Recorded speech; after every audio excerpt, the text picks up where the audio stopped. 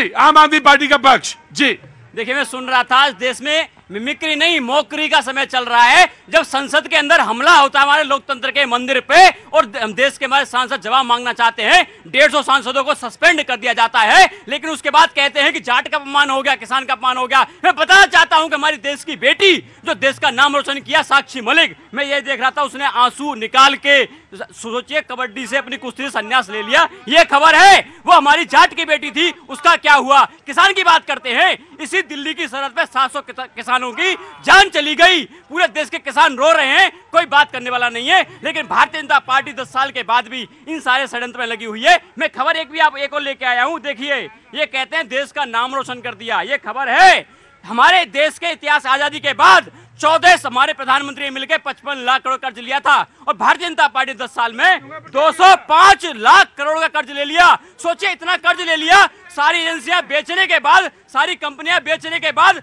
बिना किसी को एक पैसे की राहत दिए, ना किसी को बिजली मुफ्त दी, ना किसी के लिए स्कूल बनाया, ना किसी को रोजगार दिया। सारा पैसा कहां गया? कहते हैं देश का नाम रोशन कर दिया। कोई जवाब नहीं इनके पास। जी छोटा सा जवाब, एक बोतल के साथ बोतल फ्री नहीं मिली ना, सारी दिक्कत यहाँ पर है।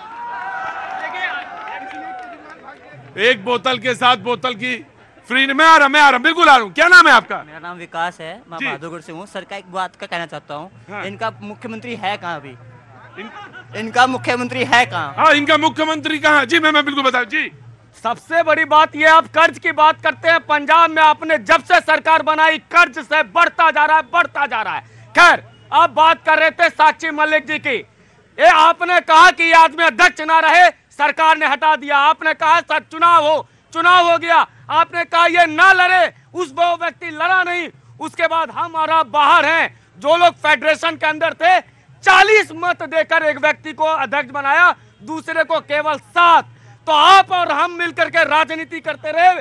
फेडरेशन के लोगों को पता था कि क्या हो रहा है, सच क्या है। खैर, आज ये बहुत बड़ा प्रश्न है कि देश की राजधानी का मुख्यमंत्री 10 दिनों के लिए मानसिक शांति के लिए विपासना चला जाता है और तब जाता है जब इनसे घोटाले की जांच के सवाल किया जाता है। हमारा मुख्यमंत्री कहाँ है? प्रदूषण है, कहाँ है भाई?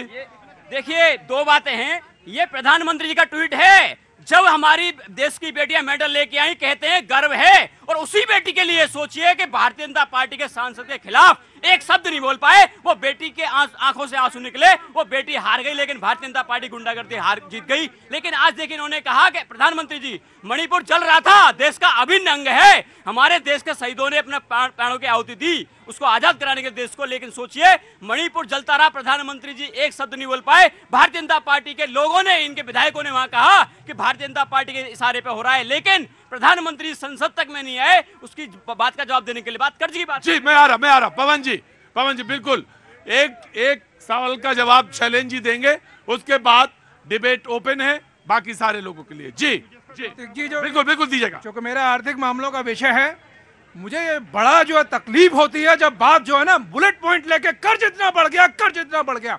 अरे भैया, आप बैलेंस शीट पढ़ना सीखिए कि कर्ज क्यों बढ़ गया। विश्व में 5 बड़ी अर्थव्यवस्थाएं हैं, नंबर 1 पे यूएस है, उसके बाद आपका चाइना है, आपका जापान है, चौथी हम अर्थव्यवस्था बड़ी है। कर्ज जो है जीडीपी के अनुपात में हमारा सबसे हेल्दी है। अब सबसे ज्यादा कर्जा चाइना के ऊपर है, क्या कहेंगे? जापान के ऊपर है, क्या कहेंगे? यूएस के ऊपर है, क्या कहेंगे? आपको इतनी बेसिक इकोनॉमिक्स समझ नहीं है।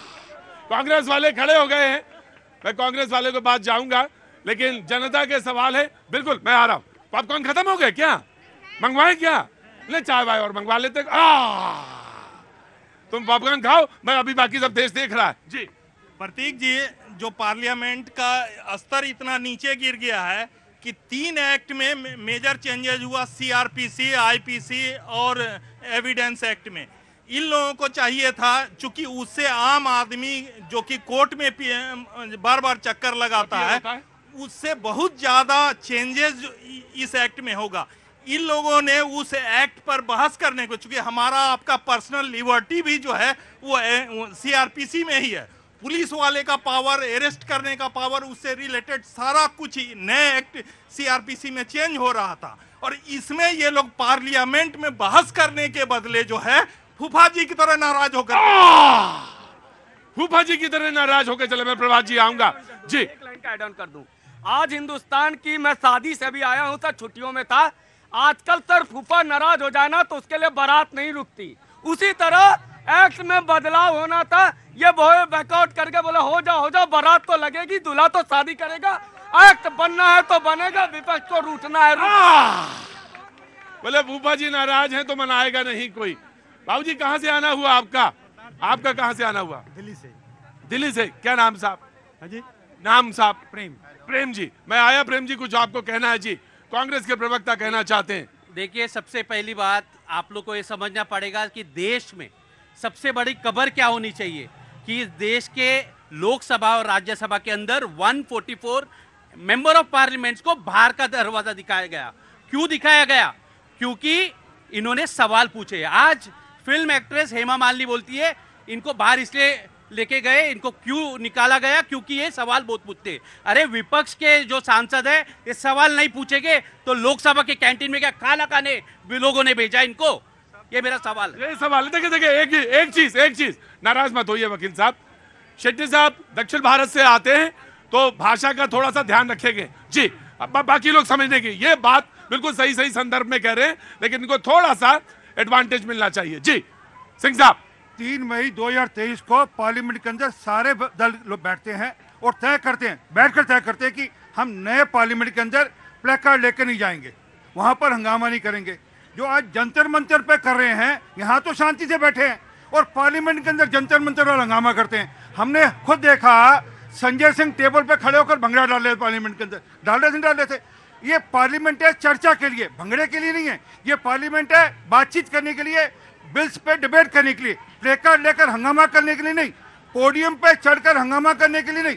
ये फर्क है, ये समझना चाहिए मेरे विपक्षी दल के दोस्तों को। और आज भी कुछ नहीं बिगड़ा, अगली बार फिर अगर जीत कर आ जाए गलती से तो अगली बार सुधार कर लें। अच्छा, अगली बार गलती से जीत के आ जाए, आपको पता है ये? आपको लगता है कि देश की जनता इनको वोट देगी?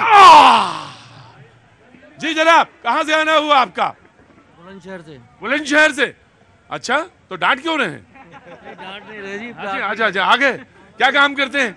मैं वकालत करता हूं। वकालत? देखिए मुझे समझ में आ गया था, टोन से ही पता चल गया था ये कोई साधारण टोन नहीं है। जी साहब, वकील साहब बोलिए।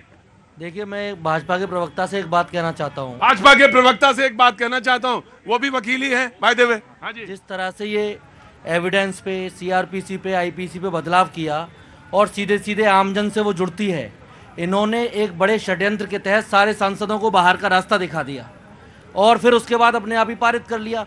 ये कोई स्वस्थ लोकतंत्र थोड़ा ही है।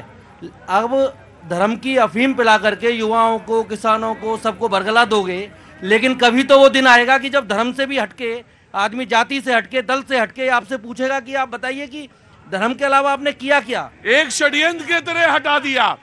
ये कहते हैं एक षड्यंत्र की तरह। मैं आ गया मैं आराम से। यार, धर्म को अफीम कहना इस देश में, धर्म इनको पता ही नहीं, धर्म होता है राष्ट्र। अरे वो काल मार्क्स की बात कह रहे हैं, आराम से।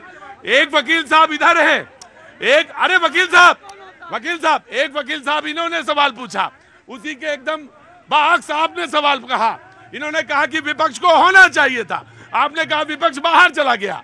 सवाल यही है जी। मैं आया जवाब दे दूं। हाँ वकील साहब, मैं आपका ज्ञान वर्धन कर दूं।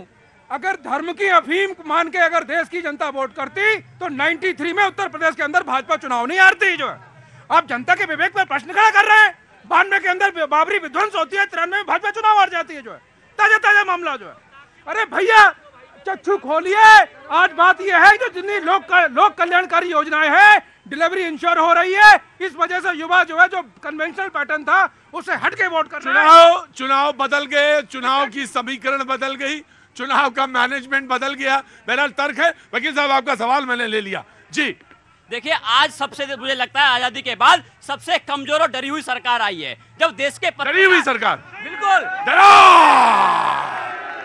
देखिए, देश के बहुत बड़े पत्रकार जब सवाल करते हैं केंद्रीय मंत्री से कि सिलेंडर महंगा हो गया, कहती है तिहाड़ जेल। जब देश के सांसद बात करते हैं कि संसद की सुरक्षा का क्या हुआ, उनको सस्पेंड कर दिया जाता है। देश के युवा कहते हैं हमारे 18 करोड़ रोजगार कहाँ हैं, युवाओं को गाली दी जाती है। किसान कहते हैं हमारी एमएसपी का क्या हुआ, किसानों को बद्दी बद्दी गालियां दी जाती हैं, उनको ऐसे शब्दों से बोला जाता है कि हमारा बोल भी नहीं सकते। ठीक ठीक जी, डरी हुई सरकार। डरी। केजरीवाल साहब कहाँ हैं डरे हुए? अरे केजरीवाल साहब को ढूंढ लो। 2 बार ईडी नोटिस दे चुके, 2 बार डर के भाग चुके, 2 बार डर के भाग चुके। तो देश की जनता जानती है डरा कौन हुआ? जिसने भ्रष्टाचार किया, जिसने बेईमानी करी, वो डरे हुए हैं।